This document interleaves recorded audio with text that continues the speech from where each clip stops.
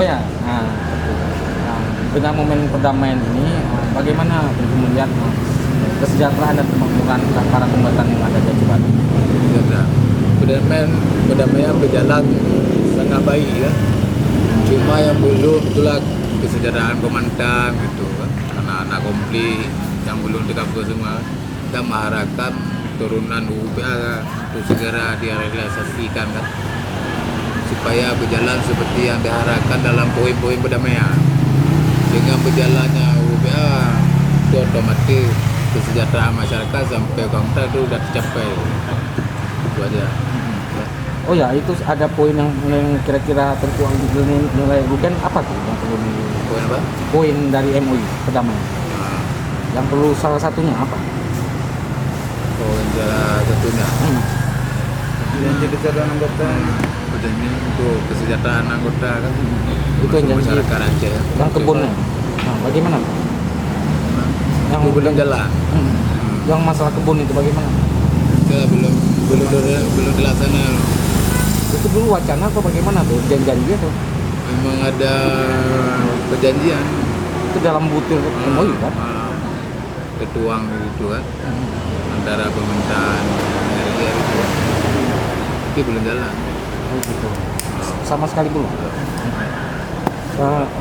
Habis itu untuk saat ini kita ada berapa anggota kalau misalnya kita di Aceh Barat? Di Aceh Barat. Sudah Aceh Barat sedikit lebih banyak, hampir 500 lah.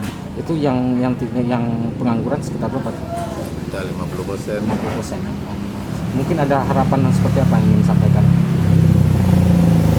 Nah, harapan untuk pusat komitmen aja ada harap perdamaian udah oke.